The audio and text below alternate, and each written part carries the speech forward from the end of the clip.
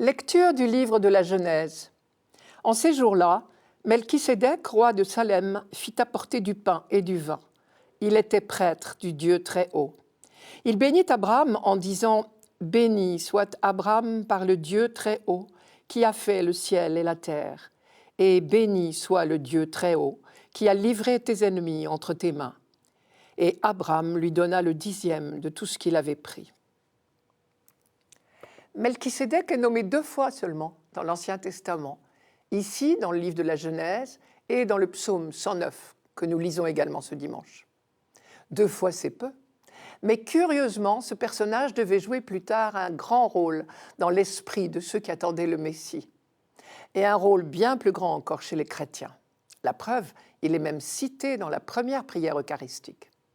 Il nous intéresse donc au plus haut point. Je commence par vous rappeler l'histoire. Une guerre vient d'éclater dans la région. 2 petites coalitions s'affrontent. 5 rois d'un côté, 4 de l'autre. Chacun des belligérants s'est évidemment entouré pour la bataille du meilleur de ses troupes. Le roi de Sodome fait partie des combattants. Je précise tout de suite que ni Melchisédek ni Abraham ne sont directement concernés au début de l'histoire. Mais les choses vont changer. À l'issue de la bataille, le roi de Sodome est vaincu. Or, parmi ses sujets, il y avait Lot, le neveu d'Abraham, qui est fait prisonnier. Abraham, prévenu, bien sûr, vole au secours de son neveu et délivre Lot et en même temps le roi de Sodome et ses sujets. Conformément aux usages de l'époque, le roi de Sodome va donc désormais devenir allié d'Abraham. Et c'est alors qu'intervient Melchisédek, dont le nom signifie « roi de justice », probablement pour un repas d'alliance. Et que nous dit-on de Melchisédek ? Des choses assez inhabituelles dans la Bible. Premièrement, il n'a pas de généalogie. Deuxièmement, il est à la fois roi et prêtre, alors que pendant de nombreux siècles de l'histoire d'Israël, c'est une chose qui ne devait pas se produire, puisque les rois doivent descendre de David, qui est de la tribu de Juda, et les prêtres de la tribu de Lévi. Troisièmement, Melchisédek est roi de Salem. On pense qu'il s'agit peut-être de la ville qui sera plus tard Jérusalem, quand David l'aura conquise pour en faire sa capitale. Quatrièmement, l'offrande apportée par Melchisédek se compose de pain et de vin, et non pas d'animaux, comme le sacrifice qu'offrira Abraham, par exemple, et qui nous sera raconté au chapitre suivant de la Genèse, chapitre 15.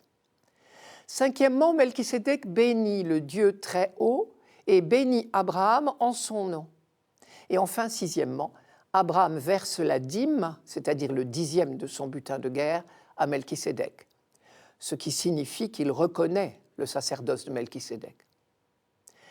Toutes ces précisions ont certainement un grand intérêt pour notre auteur, qui s'attache visiblement aux relations entre le pouvoir royal et le sacerdoce. Par exemple, c'est la première fois que le mot « prêtre » apparaît dans la Bible.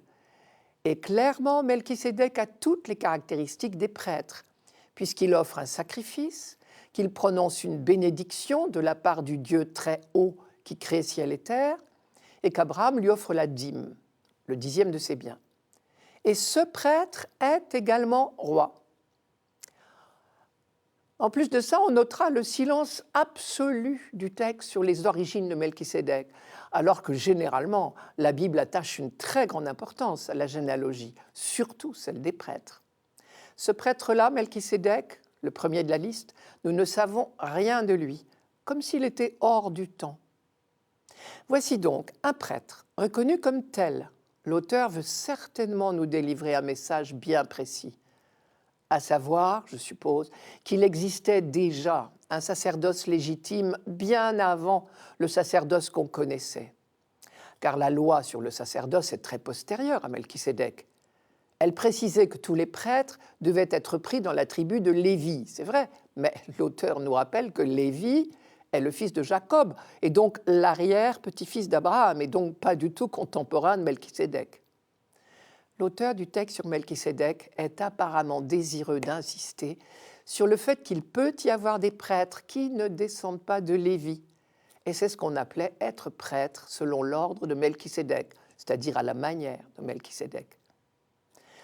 Ce texte pourrait dater de l'époque où la dynastie de David semblait éteinte à tout jamais. Et alors on a commencé à entrevoir un Messie différent, non plus un roi descendant de David, mais un prêtre capable d'apporter aux descendants d'Abraham la bénédiction du Dieu Très-Haut. Ou peut-être un roi qui serait également prêtre, roi de justice et roi de paix. Plus tard, le personnage de Melchisédek a été considéré comme un ancêtre du Messie. Et ça, on le verra mieux dans le psaume 109-110, que cette même fête du corps et du sang du Christ nous propose. Enfin, on ne se privera pas dans l'avenir de faire remarquer que Abraham n'était pas encore circoncis quand il a été béni par Melchisédek, puisque le rite de la circoncision sera donné à Abraham plus tard, au chapitre 17 dans le livre de la Genèse. Les chrétiens, en particulier, en déduiront qu'il n'est pas nécessaire d'être circoncis pour être béni de Dieu. Et on se souvient que c'était une question qui se posait dans les premières communautés chrétiennes, qui étaient composées de juifs circoncis et de non-juifs. Enfin, bien sûr, une offrande de pain et de vin, scellant un repas d'alliance, offerte par les mains du roi de justice et de paix, vrai roi, vrai prêtre du Dieu Très-Haut. Évidemment, nous, chrétiens, nous y reconnaissons le geste du Christ et nous y découvrons la continuité du projet de Dieu. À chaque Eucharistie, nous refaisons le geste de Melchisédek, accompagnant l'offrande de pain et de vin des mots « Tu es béni, Dieu de l'univers, toi qui donnes ce pain et ce vin ».